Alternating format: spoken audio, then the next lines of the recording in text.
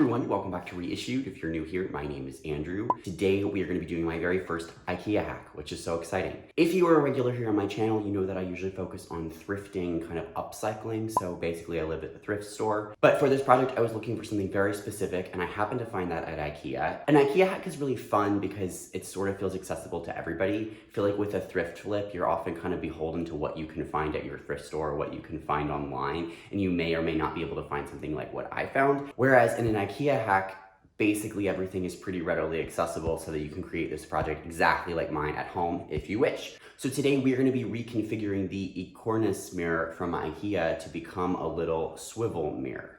Not any huge changes happening, but enough to reconfigure it to change the function slightly. So last time on part one of the half bathroom renovation, you saw that we installed the beautiful vintage garden sink, which I love. It really is gonna work well for that space because it is such a small space, and with the toilet going in there, we really wanted the sink to be as sort of low depth as possible to sit against the wall to keep that channel open on the floor. However, the sink does come up pretty high in the back. So if you were gonna place a mirror over it like you would in like a standard bathroom vanity, the mirror would have to be very high, which might work for me or for people taller than me, but for anyone on the shorter side, completely useless. So that sort of meant that the mirror had to go to one side or the other. But if you place the mirror flat against the wall on one side, you'd have to kind of stand to the side to look into the mirror. Whereas if you're standing right in front of the sink, you wouldn't be able to see in the mirror at all, right? So if that mirror were to swivel slightly, you would be able to stand and wash your hands and see yourself in the mirror at the same time, which is a more normal bathroom experience, in my opinion. I don't know, let me know what you think. So I started doing some research online, and the swivel mirror is kind of a big thing that's happening right now. A lot of higher end brands are making those and carrying those.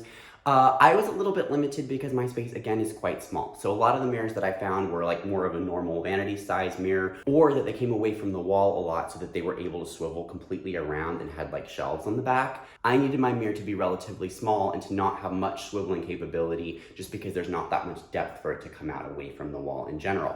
So enter the IKEA mirror. I definitely wanted that kind of rounded edge pill shape. It's got that. It also has a swivel mechanism already, but on a horizontal axis rather than a vertical axis. Initially, I was thinking I was gonna find a mirror and then like attach it to a towel bar and have to have a rod inside a rod so it could swivel. This IKEA mirror definitely is gonna make my life more simple because almost everything I need is already included as it came. We're gonna be making some pretty simple changes to this mirror so that rather than tilting up and down, it can twist from side to side.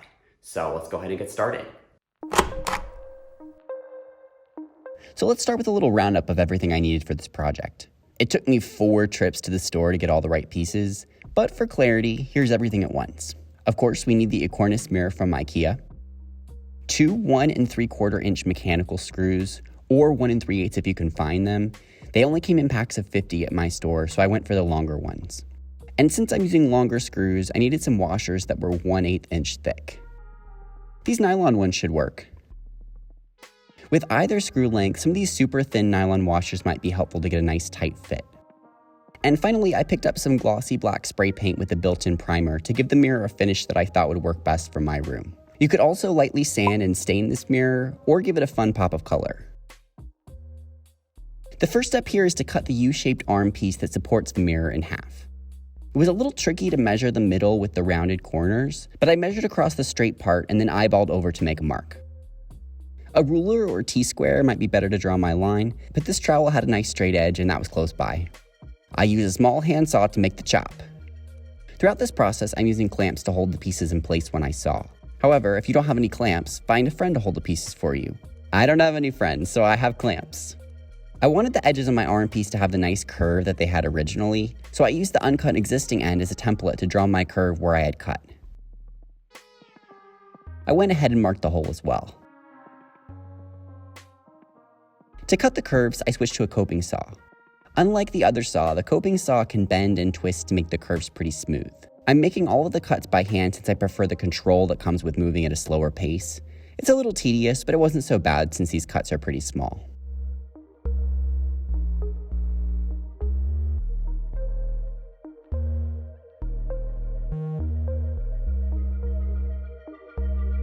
After making the first cut, I noticed that the back side was chipping away a bit, so on all of my cuts moving forward, I put some painter's tape on the back side to keep the edge neater.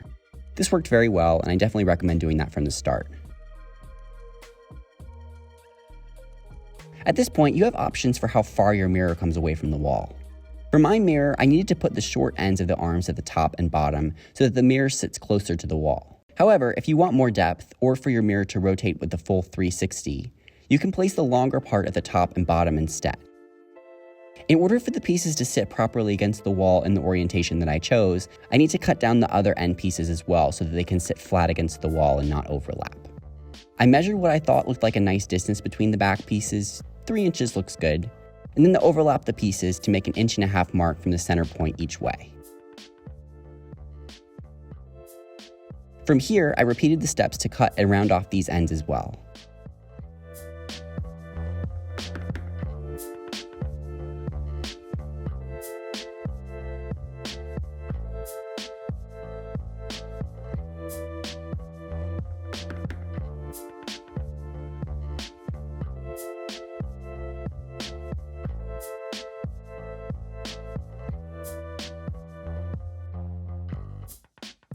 With all the pieces cut, I found a drill that matched the original hole size on the arms, and then applied wood filler to the holes on the sides of the mirror and any little places that my cuts were jagged or chipped.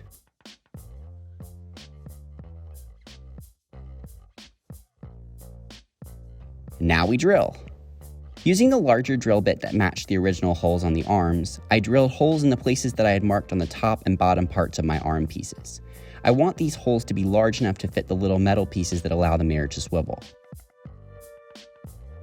For all of the holes, I started with the very small bit to get the placement right, just in case I messed things up. On the part of the arms that will sit against the wall, I drilled 2 holes, one in the place that I had marked when I traced the curve, and the other 3 inches away because I thought that looked right. I drilled these with a smaller bit, but later wish I had drilled these a bit bigger to fit my construction screws. I didn't want to drill these too large and have the screws be loose, but with the holes being really small, there was some splintering and shredding of the wood when I insert the screws later. Finally, I measured the center of the top and bottom of my mirror to place my holes for the arms to attach. I decided to place my holes just slightly toward the back of the mirror to be sure that I would have enough room to get the screws in, and also to make sure that my curved arm edges didn't come out past the front edge of the mirror. With the drill bit that matched the size of my mechanical screws, I drilled my holes at the top and bottom.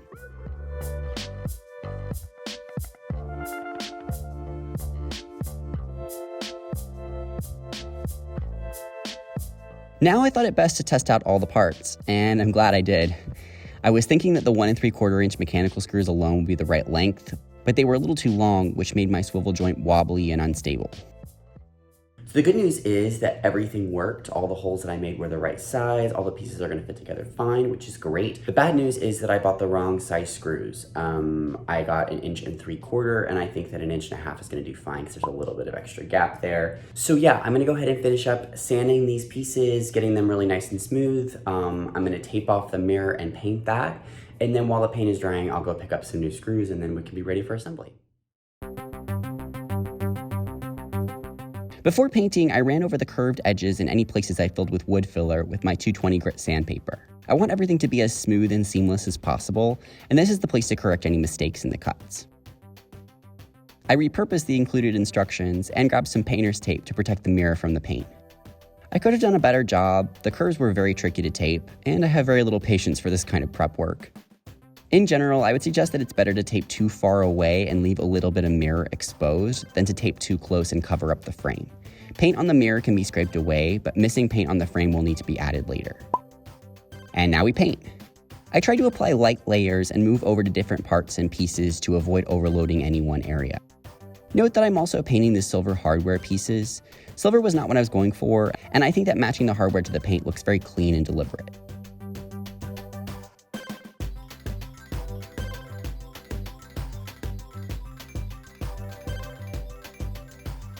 After giving them a good hour to dry, I flipped the pieces over and painted the other side.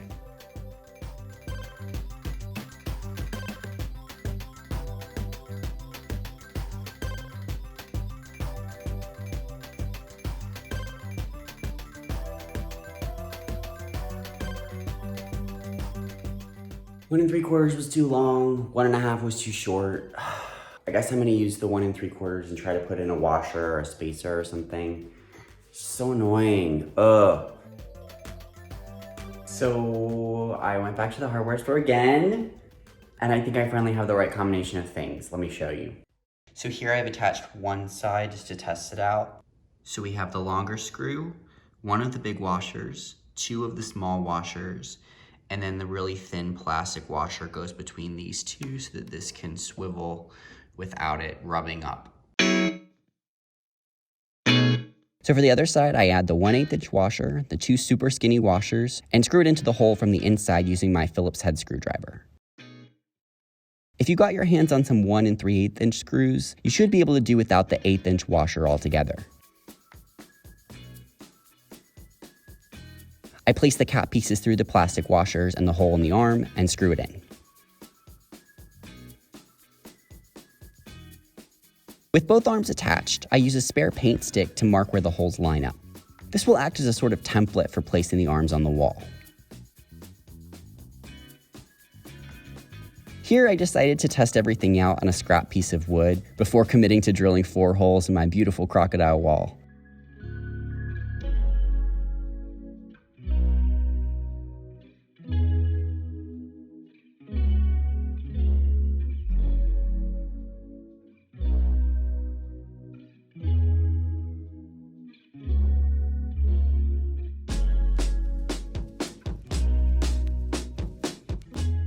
Looks good.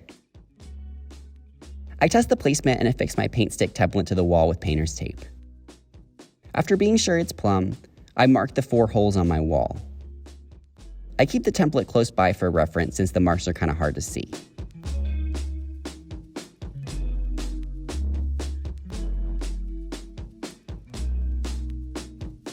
Lining up the mark with the holes in my arm pieces, I drill holes and then insert my screws. I place one screw first and then check the plumbness again before inserting the next.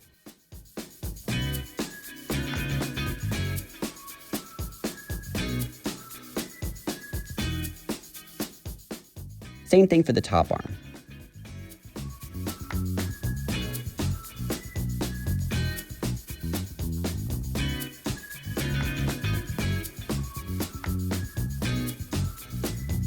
I paint the screw heads with the same spray paint, only this time I sprayed it into a takeout lid and brushed it on. I kept some mineral spirits on hand to rinse my brush periodically since this stuff dries super fast and I didn't want my brush to get too gooped up.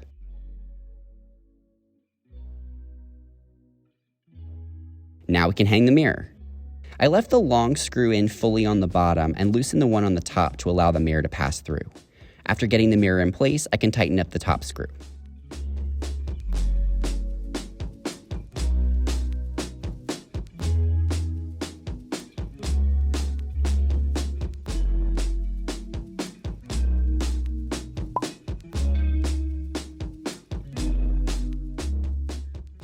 It's important to note that the back of the frame will be visible where it rests up against the mirror and is reflected back, so we still see a little bit of the unpainted frame. I'm cool with that since I got a pretty clean line along the edge, but just keep that in mind.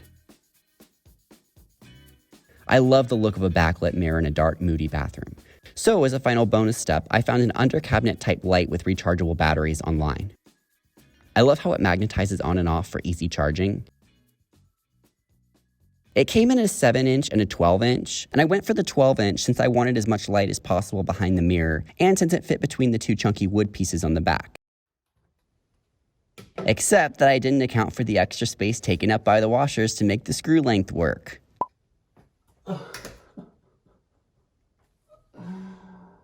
Oh no!